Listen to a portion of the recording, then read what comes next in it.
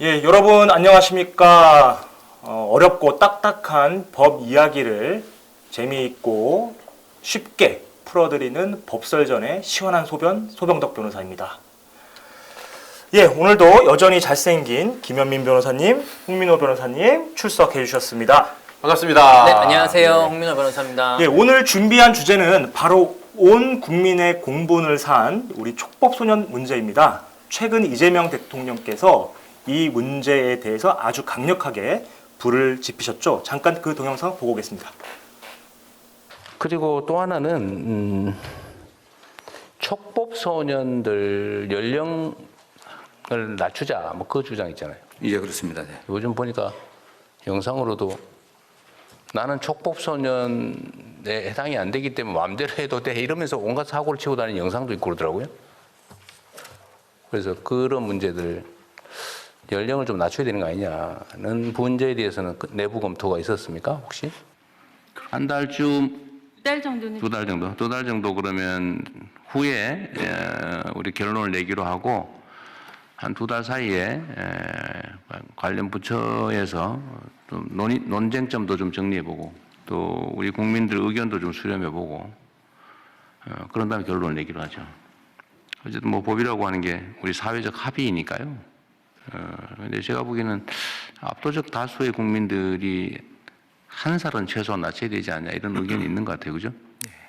네, 방금 영상 보신 것처럼 최근에 국무회의가 생방송으로 진행이 되죠. 생방송으로 그쵸. 이렇게 다 네. 비춰지잖아요. 근데 그 재밌잖아요. 생방송에서 이재명 대통령이 이 촉법소년과 관련된 논의를 하셨는데 최소한 한 살 정도는 연령을 낮춰야 되는 것 아니냐라고 이제 국민적 공감대가 형성되어 있다는 취지로 언급을 하시면서 논의가 불펴졌습니다. 네, 뭐 특히 이제 연령 기준을 어떻게 정할 것인가. 우리나라는 지금 현재 만 14세인데 이제 만 14세가 이제 중학교 한 2학년 정도 되거든요. 그쵸. 근데 이거를 어떻게 보면 중학교 2학년이는 것보다는 뭐 초등학생과 중학생으로 나누는 게 가장 합리적이지 않느냐. 뭐 이런 좀 의견도 제시를 하셨고, 뭐 저도 동의를 하는 게 초등학생과 중학생은 아무래도 환경이 많이 바뀌고 그에 따른 이제 마인드도 많이 바뀌고 이제 그렇기 때문에 이제 그런 부분들은 좀 잘 짚으셨다라고 생각이 들고 결국 이제 이런 것들은 사실은 뭐 학부모 뭐 어떤 법무부 그리고 뭐 시민사회단체 이런 각계각층의 좀 의견을 들을 수밖에 없거든요. 그러다 보니까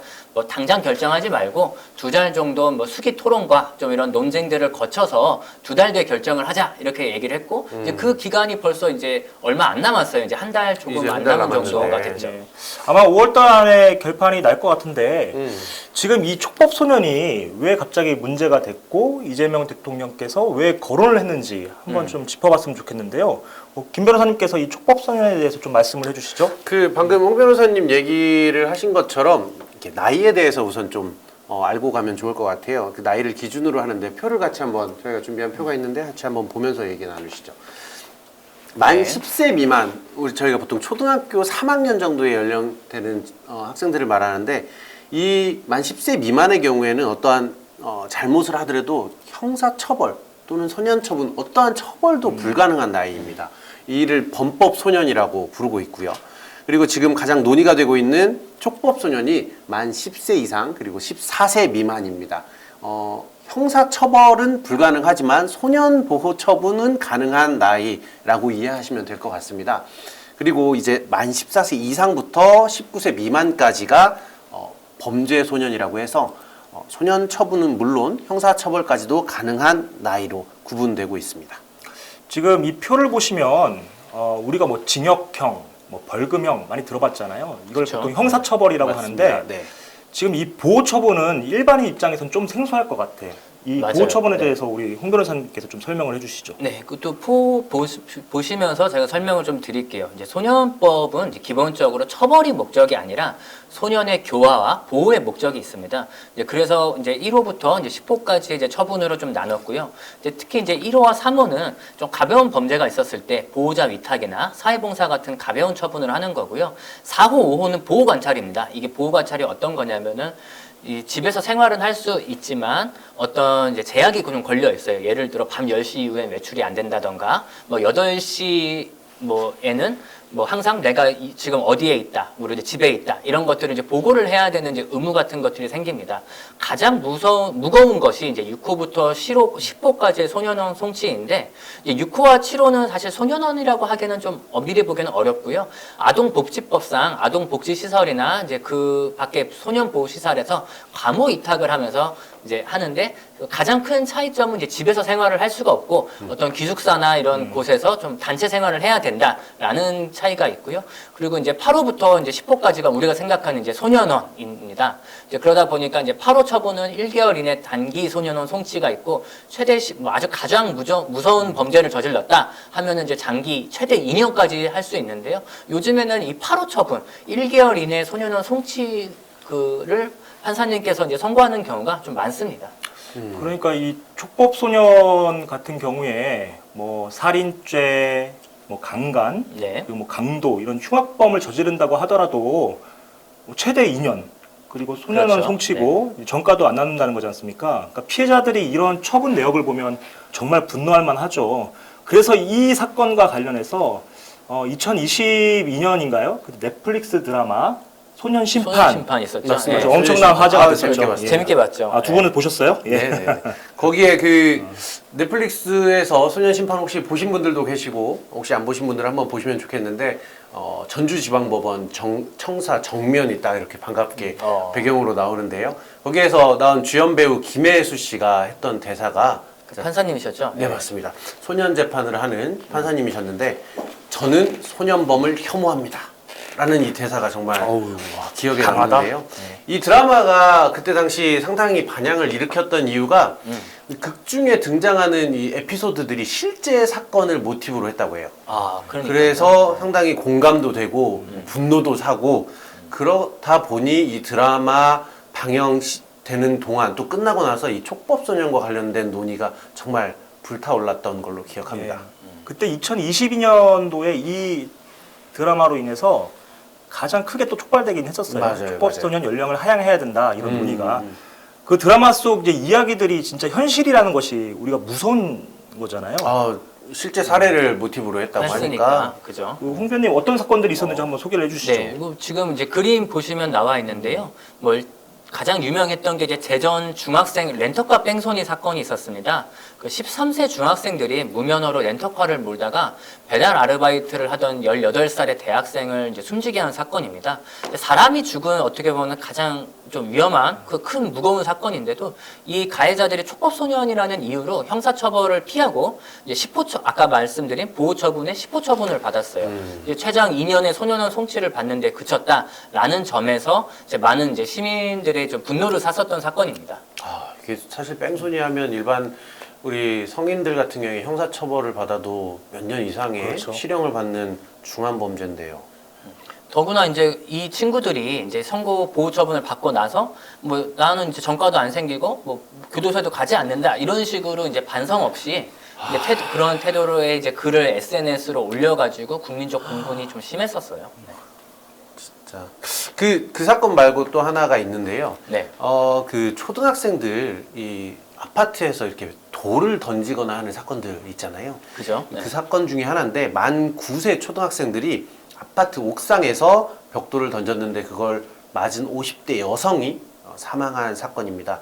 사실 만 9세 아까 표로 정리해서 보여드렸지만 이 만 10세 미만 뭐죠? 범법소년입니다. 범법소년. 아예 처벌을 아무것도 안 받는 형사처벌은 나이대잖아요, 물론 거기는. 소년처분도 전혀 받질 않아서 결국에 불기소 처분으로 종결이 되었던 사건입니다. 그러니까 이 사건 같은 경우에는 참 안타까운 게 그 돌을 던진 친구가 만 9살밖에 안 돼요. 맞아요. 그러니까 이제 범법소년이다 보니까 어떠한 처분도 안 받았는데 그러면은 그냥 이대로 끝나는 거예요, 김 변호사님? 사실 형사적으로나 이렇게 할 수 있는 건 없는데 그나마 할 수 있는 게 소위 금융치료가 있을 수 있습니다. 이제 본인과 부모, 법정 대리인들을 상대로 해서 민사상의 손해배상 청구를 할 수 있는데 이제 돌아가신 분의 유가족들, 상속인들이 그 청구를 할 수 있겠죠.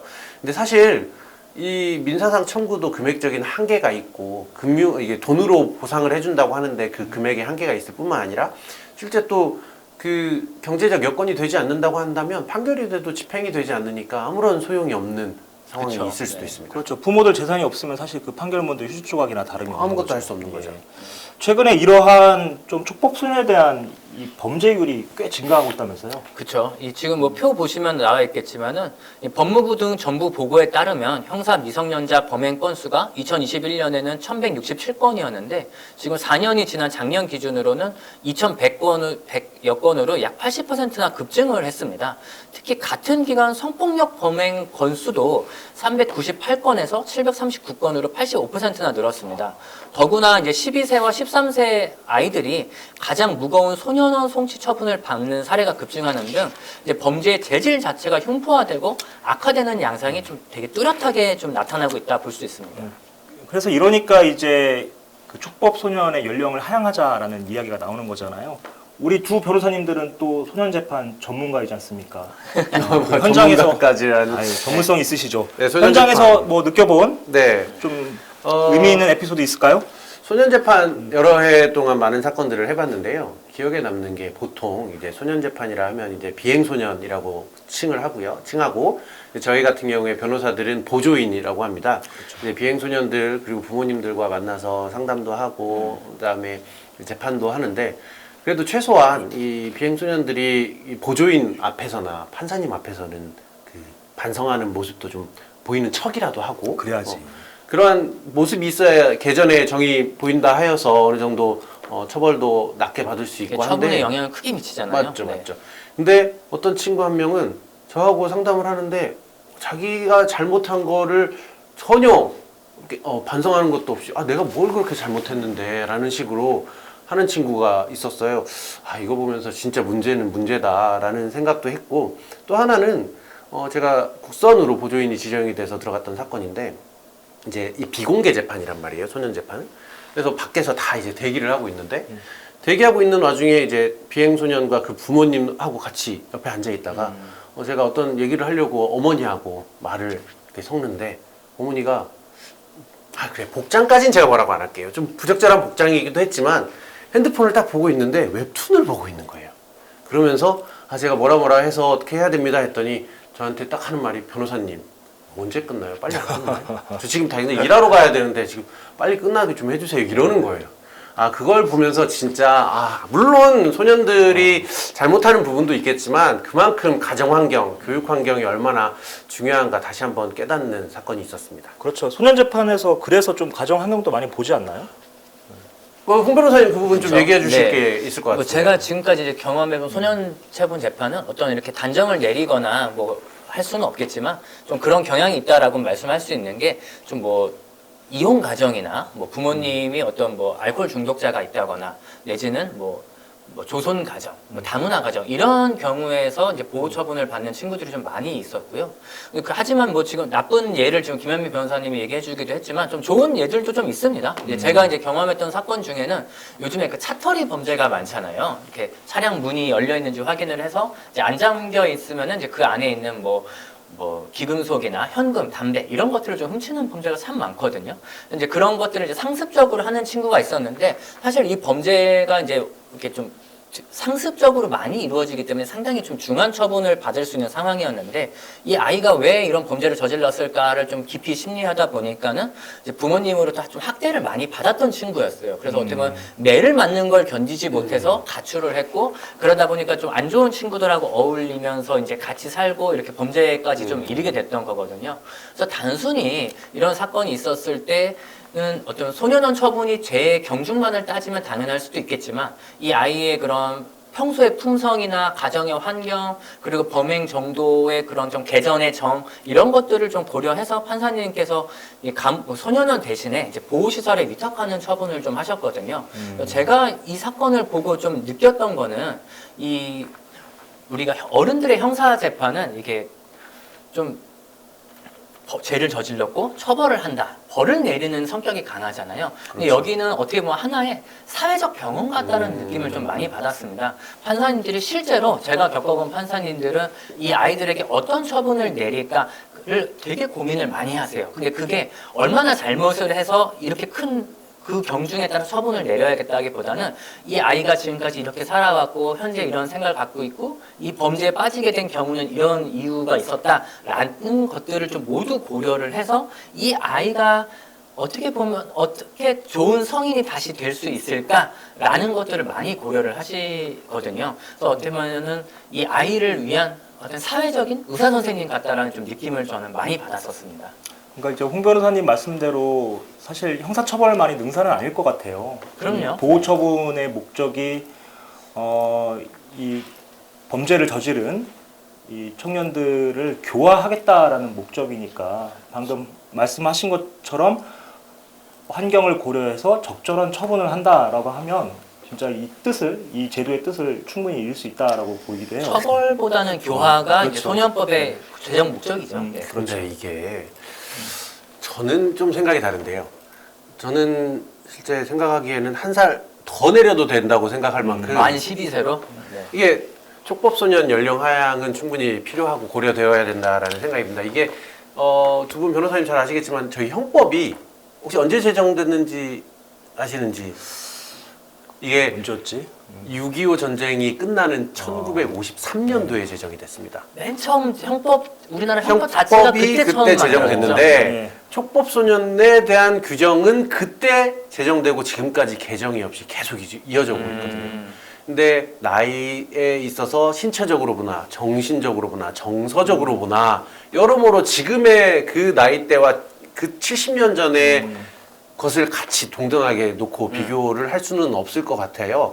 분명히 이 사례들만 보더라도 아까 차터리범 얘기하셨는데 차터리범 중에 진짜 위험한 것 중에 하나가 키를 놓고 내렸을 때예요. 그러면 이 친구들이 그걸 가지고 운전을 하거든요.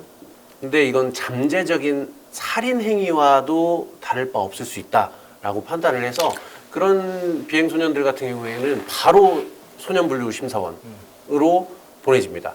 그렇죠. 운전이 미숙할 테니까. 운전을 해본 적도 없을 거 무면허 아니에요. 운전이니까요. 그 위험한 물건이잖아요, 차가. 그걸 가지고 언제 어디에서 사람을 어떻게 위해를 가할 수 있는지 모르는 거니까 그런 면도 있고 또 하나는 이제 요즘 청소년들, 비행소년들이 정말 조직적이고 계획적으로 범행을 하는 경우들이 많은데 네. 제가 실제로 겪었던 사건이에요.